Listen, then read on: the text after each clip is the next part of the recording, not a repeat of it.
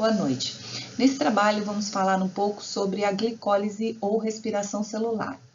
Trata-se de uma reação de combustão, onde as ligações de cadeias carbônicas são quebradas e os átomos de carbono e hidrogênio resultantes ligam-se a átomos de oxigênio, formando moléculas de água e gás carbônico.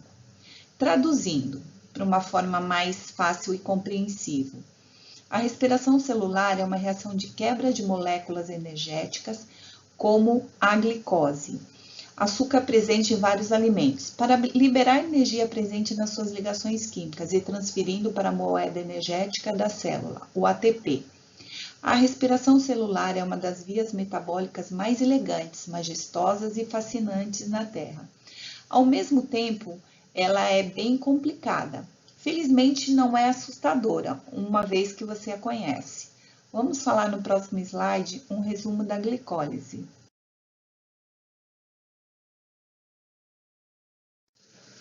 Glicólise, palavra grega que traduzindo quer dizer quebra do açúcar. É um processo bioquímico em que a molécula de glicose é quebrada em duas moléculas menores de ácido pirúvico ou piruvato.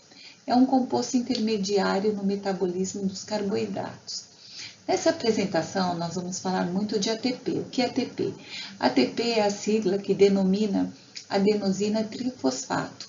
Ela é responsável pela energia que o nosso corpo precisa para realizar tarefas e mesmo para a nossa sobrevivência. A glicólise consiste de 10 reações catalisadas por uma série de enzimas solúveis, localizadas no citosol. As reações 1, 2 e 3 são as reações da fase de investimento. São gastas duas moléculas de ATP para regular e modelar a molécula de glicose. As reações 4 e 5 compõem a fase de clivagem, pois a partir da bipartição da frutose são geradas duas moléculas de 3 carbonos cada. As reações a partir da sexta compõem a fase de geração de energia, pois são geradas 4 moléculas de ATP, resultando em um saldo positivo de 2 ATPs. Dando continuidade, nós vamos falar agora da primeira reação da primeira fase. Trata-se do primeiro passo de regulação da glicose, catalisada pela enzima hexoquinase. Tem característica de reação irreversível. É gasta uma molécula de ATP, adicionando um grupo fosfato ao carbono 6 da glicose, transformando-a em glicose 6-fosfato. Pode parecer estranho, né? Para um processo que visa gerar energia, a gente já começar gastando ATP. Mas essa ligação de um fosfato ao carbono 6 da glicose tem o objetivo de impedir que a glicose volte ao meio extracelular. Por quê? Porque o grupamento fosfato é altamente carregado negativamente. Logo, ele não tem afinidade pela parte apolar da bicamada lipídica, que compõe a membrana citoplasmática. Toda vez que uma enzima tiver a terminação sinase ou quinase, se trata de uma transportadora de fosfatos.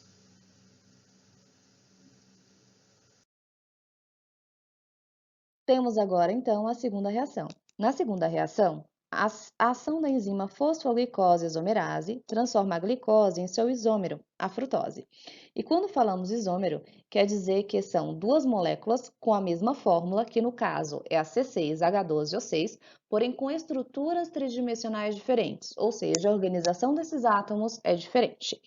Como resultado da segunda reação, então, temos a frutose, que é uma molécula mais simétrica, mais fácil de ser dividida, o que tornará possível as próximas reações.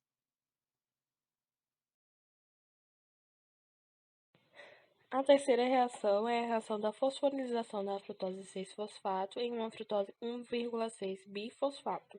Na segunda das duas reações de ativação da glicólise, a fosfofrutoquinase 1, que pode ser chamada de PFK1, ela catalisa a transferência de um grupo fosfato do ATP para a frutose 6-fosfato, para liberar, assim, a frutose 1,6-bifosfato.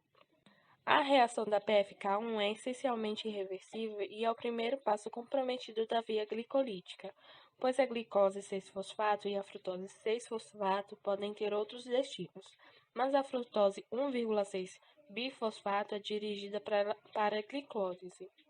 A fosfofrutoquinase 1, como a exoquinase, é uma enzima reguladora, sendo uma das mais complexas. Ela representa o ponto principal da regulação da glicólise. A atividade da PFK1 é aumentada sempre que o suprimento do ATP da célula se torna baixo ou quando existe um excesso dos produtos da hidrólise do ATP, ADP e AMP.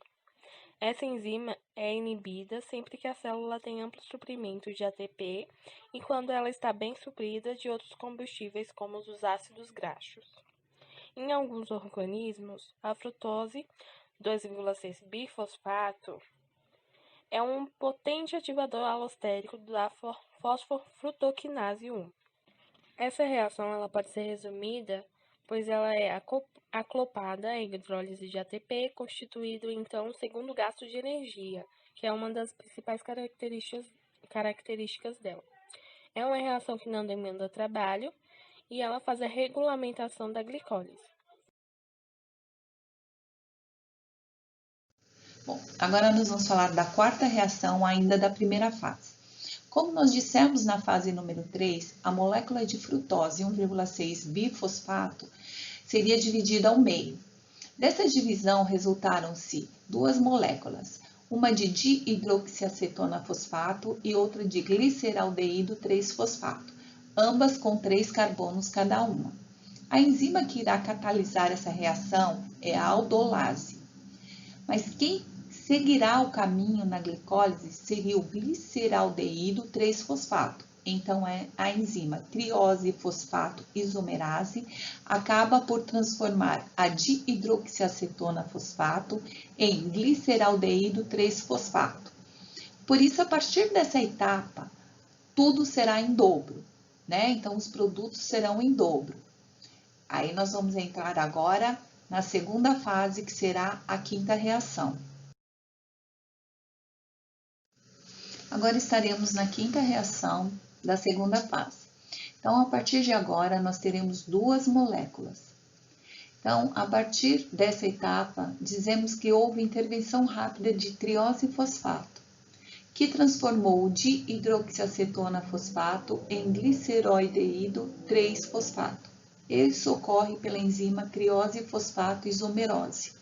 A partir daí, vamos ter duas moléculas de gliceraldeído 3-fosfato. Apenas a molécula de gliceraldeído 3-fosfato é utilizada na glicólise. Desse modo, a molécula de hidroxiacetona fosfato não entra na glicose. Isso não significa que ela não será utilizada pelo organismo. Ou seja, essa molécula sofrerá ação da enzima triose-fosfato isomerase. Ela será convertida em gliceraldeído 3-fosfato de acordo com a necessidade celular.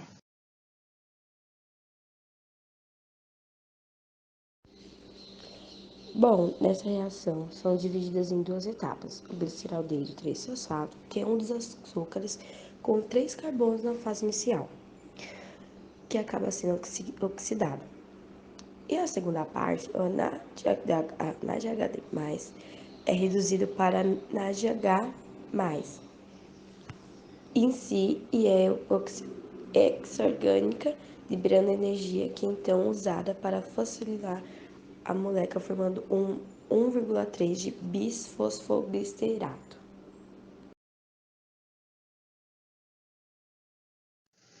Nessa etapa, que é a sétima da segunda fase, vamos repor os 2 ATPs gastos na fase de investimento, já que a partir da quarta reação, como nós falamos lá atrás, todos os produtos estão duplicados. O grupamento fosfato, que acabou de ser agregado à molécula de 1,3 bifosfoglicerato, será desprendido para compor junto com 2 ADPs, o que é mesmo ADP? ADP é adenosina difosfato, certo? E o ATP, adenosina trifosfato, certo, meus queridos? Vamos fazer aqui uma homenagem à professora Vanessa. Não é queridos, é amores, né? Deixa eu continuar aqui, desculpa. Como o fosfato inorgânico PI é pobre em energia, se utiliza da energia da oxidação para formar uma molécula onde depois será removido para integrar o ADP, resultando em 2 moléculas de ATPs, devolvendo o que foi gasto na preparação da frutose para dividir-se corretamente e da glicose para que não evadisse do espaço citosol.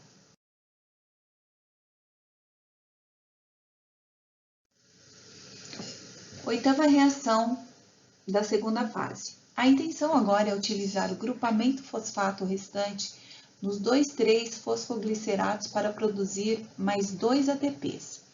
A enzima fosfoglicerato mutase vai trocar o grupamento de carbono, passando do carbono 3 para o carbono 2. Isso ajuda, pois deixa o grupo mais próximo dos oxigênios lá de cima, que assim como o fosfato são altamente eletronegativos.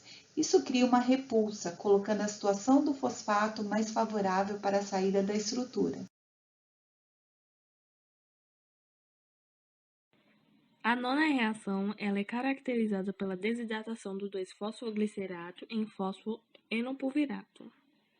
A segunda reação glicolítica que gera um composto com alto potencial de transferência do grupo fosforila é catalisada pela enolase. Essa enzima promove a remoção reversível de uma molécula de água do 2-fosfoglicerato para liberar fosfoenopulvirato, que pode ser chamado também pela sigla de PEP. A respeito da variação relativamente pequena da energia padrão livre nessa reação, há uma grande diferença da energia padrão livre de hidrólise do grupo fosforila do reagente e do mesmo grupo do produto. Embora o 2-fosfoglicerato e o fosfoenopulvirato contenham cada um perto da mesma quantidade total de energia, a saída de uma molécula de água do 2-fosfoglicerato provoca a redistribuição de energia interna da molécula e aumenta a energia livre padrão da hidrólise do grupo fosforila, tornando assim essa reação reversível.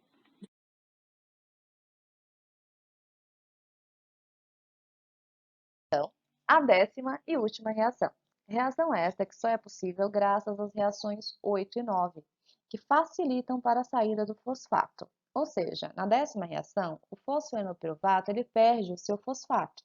Fosfato esse que através da enzima piruvato cinase será transferido para o ADP, tornando-o então o ATP. Ou seja, nessa reação temos como resultado 2 moléculas de piruvato e 2 ATPs. Lembrando que estamos trabalhando com 2 moléculas de fosfoenopiruvato, tendo assim um piruvato para cada molécula e um ATP para cada molécula.